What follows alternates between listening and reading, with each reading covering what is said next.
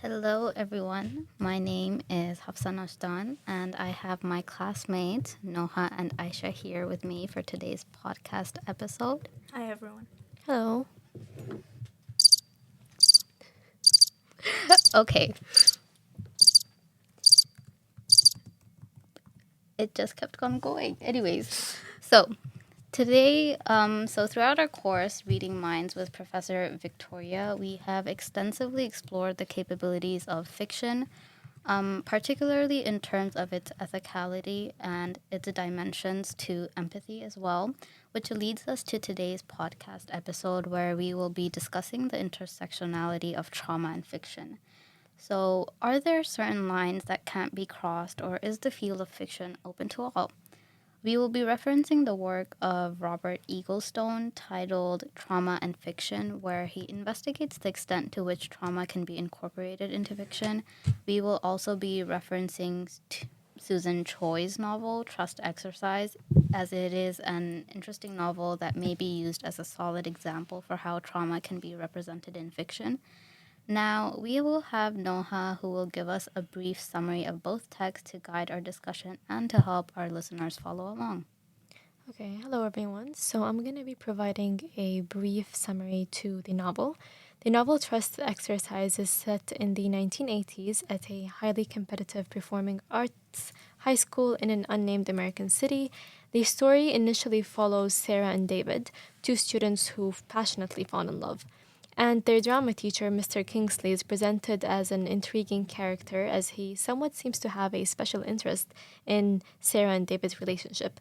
In the novel, we slowly see how the relationship dynamic between Sarah and Mr. Kingsley turns from one terms from mentorship to manipulation, which is a central theme within the novel.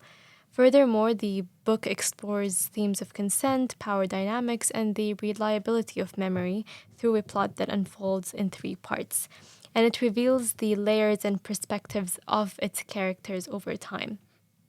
And just to relate that to the article that we're going to be discussing, the Eaglestone's Trauma and Fiction, one of the arguments he provides is that one of the arguments that he talks about and he encourages to think about as readers who engage in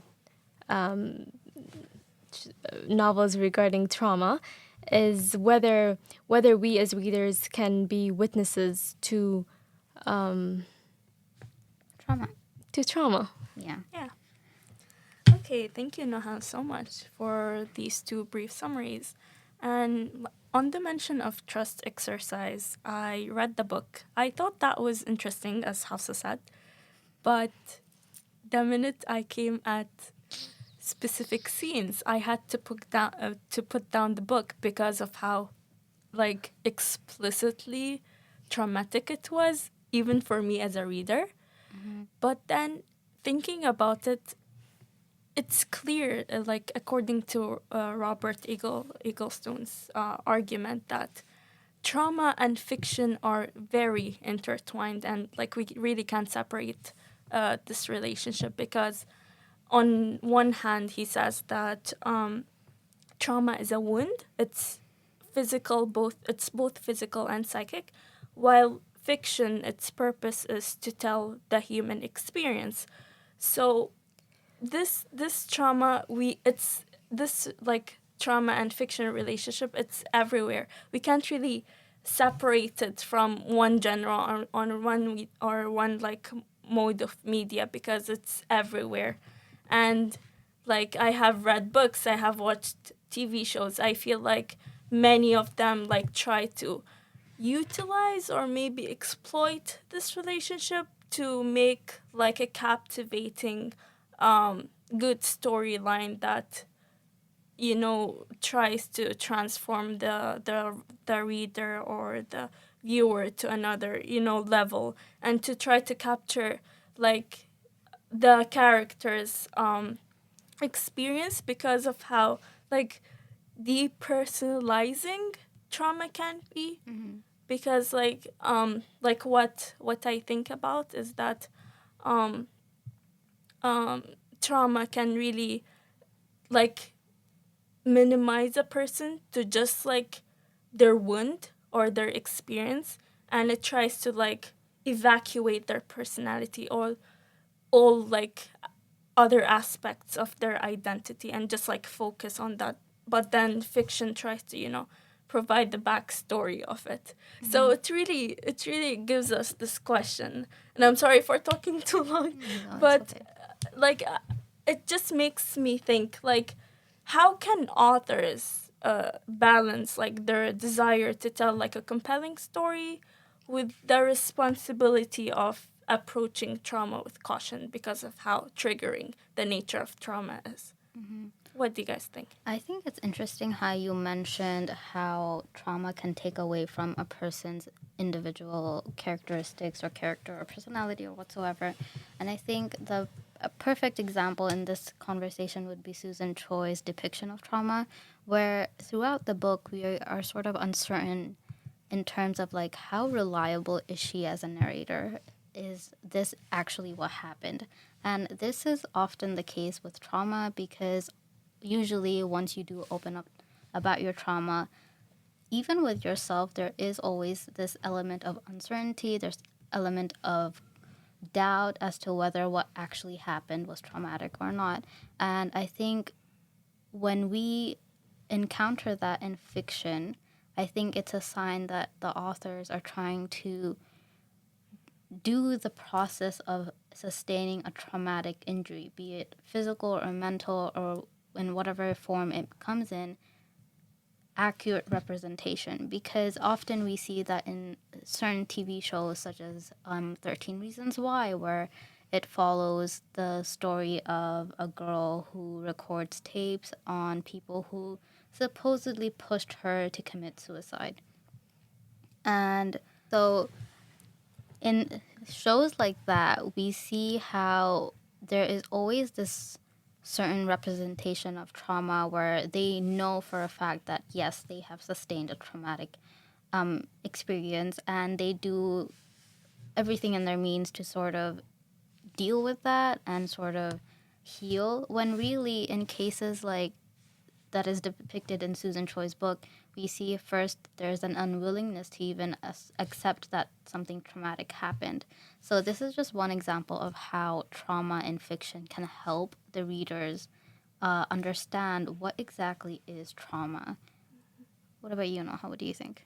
Yeah, I completely agree. And I think something that I thought about while reading the novel was the idea of empathy, because usually when we talk about trauma, we tend to, we assume that we can empathize with the characters. For example, with Sarah, who's a teenager, who's being molested by, weird old people coming in her life.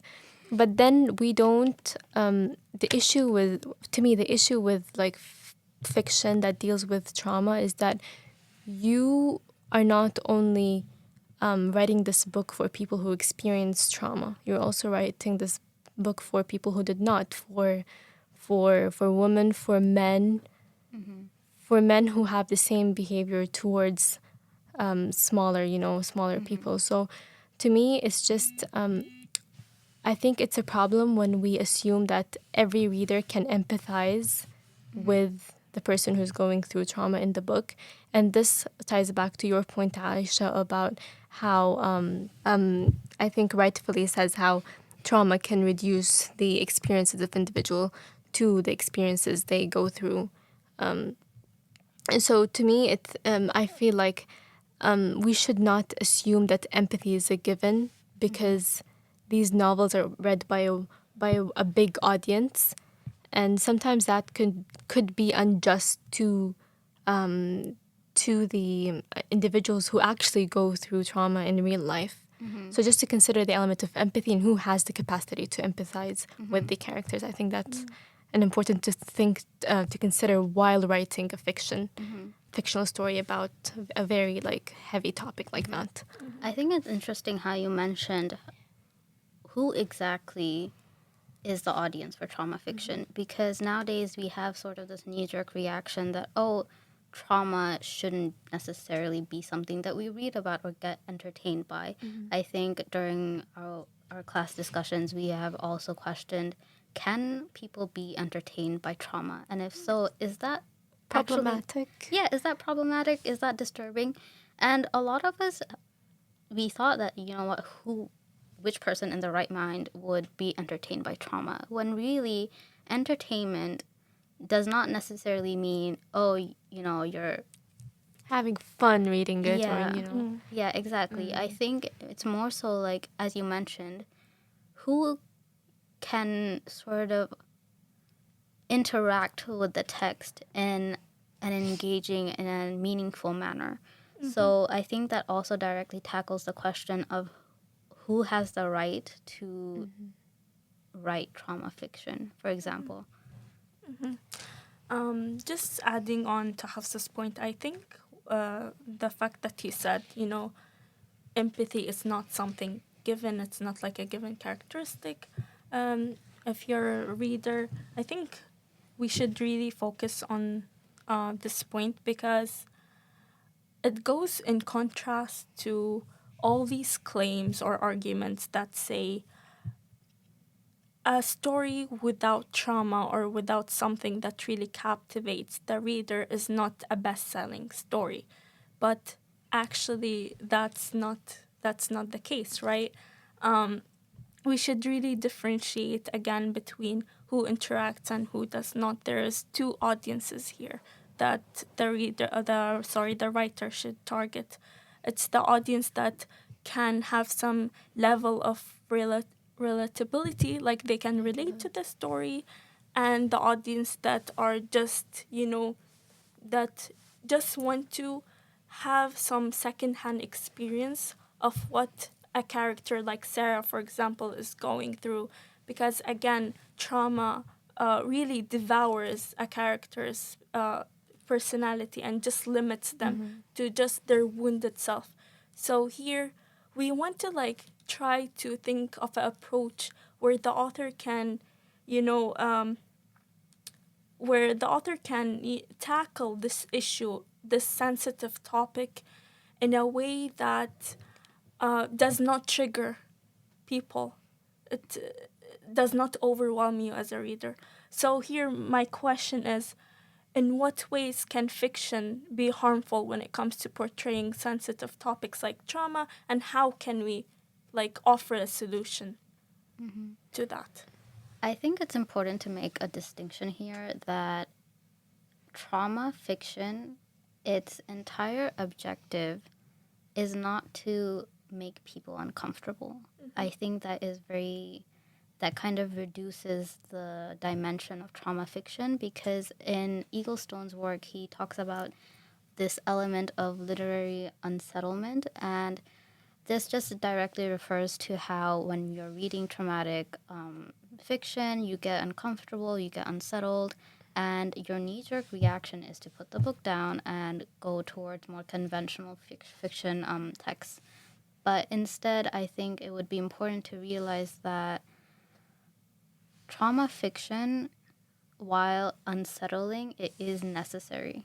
And it is necessary in the sense that it is a responsibility on both the writer and the reader to engage with trauma fictions in a manner that does not diminish, that does not, cater to sensationalizing or romanticizing certain trauma. Instead, it is our responsibility as both readers and as possible writers to, have that element of accountability when it comes to writing these texts. So I think the best way to do that would be to, do your research, obviously. Don't just try to depict trauma in the most stereotypical way. And I have a bone to pick with people who do this, especially certain TV shows like 13 Reasons Why. Like I mentioned before, it is a heavily graphic TV series that follows a teenager and her struggle with suicide and bullying and all of that. But it drastically reduced her character. It drastically sort of diminished the trauma aspect of it, because it was more catered towards creating a sensational, compelling narrative that a lot of people would flock towards. I think the element of commercializing trauma in fiction is very prevalent in today's time. And how do I like Yeah, it'd be like uh,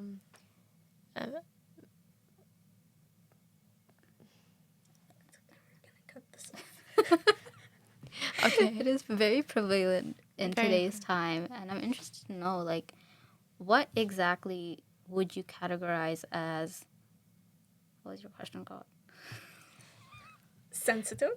As sensitive. What would Yeah. you categorize as sensitive in trauma? I just wanted to go back to a point you mentioned, Hafsa. You talked about how we tend to kind of romanticize novels.